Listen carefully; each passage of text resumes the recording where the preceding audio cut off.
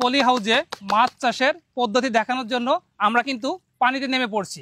আর ভাইয়ের কাছ থেকে এই বিষয়ে আমরা এখন বিস্তারিত জানবো। ভাই আসসালামু আলাইকুম। ওয়ালাইকুম আসসালাম। ভাই যে দেখতে পাচ্ছি পলি হাউজে মাছ চাষ করছেন, এই বিষয়ে দর্শক আপনার কাছ থেকে একটু বিস্তারিত জানতে চাইছে, একটু বলেন তো। এই যে মাছ চাষটা দেখতে পাচ্ছেন, এটা মূলত আমার মাছ চাষের উদ্দেশ্যে করা ছিল না। এটা মূলত আমার সবজি চারায় পানি দেওয়ার দরকার হয়, রিজার্ভ পানি রাখতে হয়, সেই উদ্দেশ্যে করা। কিন্তু পাশাপাশি দেখলাম যে আসলে এই পানিটা আমরা বাণিজ্যিকভাবে কোনো কাজে লাগানো যায় কিনা, সেই উদ্দেশ্যে আমরা এখানে মাছ চাষ করতেছি। আর এই মাছ চাষ করতে যে অনেক প্রশ্নের সম্মুখীন হতে হয় যে আসলে এই পানিটা কতদিন ভালো থাকে, এখানে অ্যামোনিয়া গ্যাসের কারণে কোনো ক্ষতি হয় কিনা, মাছ মারা যায় কিনা, এই সমস্যাগুলো আসলে মাছ চাষের জন্য এই অ্যামোনিয়া গ্যাসের কারণে মাছ চাষে বাধা আসে, সেটা সবাই জানে কম বেশি। আর এখানে আমি যে পলিটা দিছি, এটা হলো আপনার এই যে 10 হাত পলি, যেটা 15 ফুটের পলিটা দেয়া। যে চাষ করবে বা এভাবে কেউ যদি চাষ করতে চায়, সেক্ষেত্রে তার মতো করে সাইজ করে নিতে পারবে, কারণ এটা বিভিন্ন সাইজের করা যাবে, কোনো সমস্যা নেই যে নির্দিষ্ট এই মাপেই করতে হবে এমন কোনো কথা না। কারণ ভাই দর্শকের ছোট্ট একটা প্রশ্ন আছে এর ভিতরে, আমি বলি এই পলিথিন নিয়ে, এই পলিথিনটা কেন দিয়েছেন? এই পলিটা দেওয়ার একটা উদ্দেশ্য, মনে করেন এখানে পানি শুকনো ডাঙা, তো চারিকোলে কোনো জায়গায় পানি নাই, যার কারণে এখানে পানিটা থাকবে না, শুকাই যাবে, পানি দিয়ে পারা যাবে না, এই উদ্দেশ্যে এই পলিটা দেয়া। এরপরে এই যে মাছ চাষ করতেছি, এখানে মাছ দেয়া পরে আপনারা এই যে অ্যামোনিয়া গ্যাসের কথা সবাই বলছে যে গ্যাসের কথাটা সবাই বলতেছে যে গ্যাস হয় কিনা, এখানে আমরা মাঝে সাঝে যখন দেখি পানির অবস্থা খারাপ হয়ে যায়, তখন আমরা প্রোবায়োটিক ব্যবহার করি।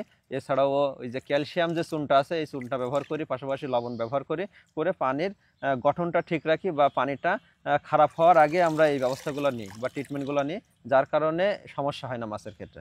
ভাই আরেকটা জিনিস জানাতে চাচ্ছি যে আপনার এখানে কতটুকু জায়গা? এখানে আমার জায়গা যদি ওইভাবে পরিমাপ করা না, তাহলে লম্বায় কতটুকু হবে আর আড়ে কতটুকু হয়?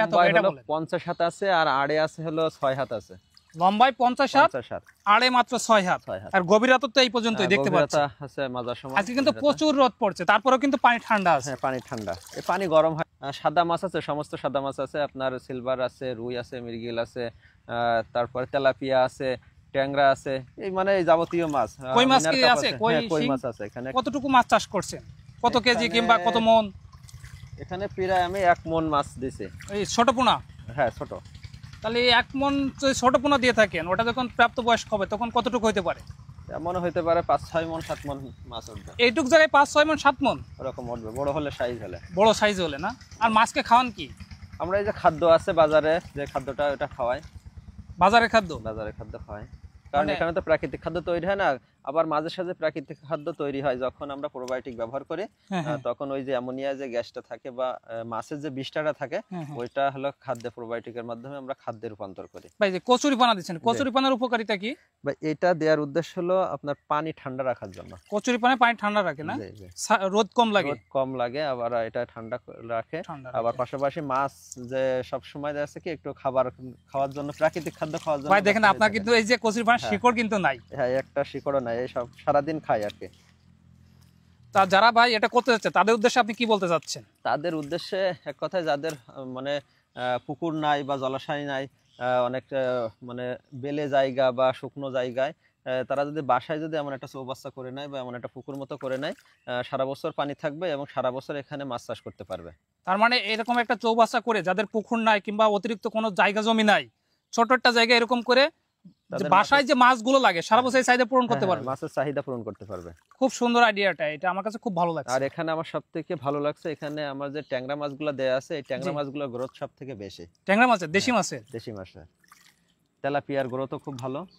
এই জন্য যারা, আমরা তো বাসা বাড়িতে আসলে সাদা মাছটাই ব্যবহার করি, বেশি খাই, সেক্ষেত্রে এই সাদা মাছ চাষ করতে পারবে নিঃসন্দেহে।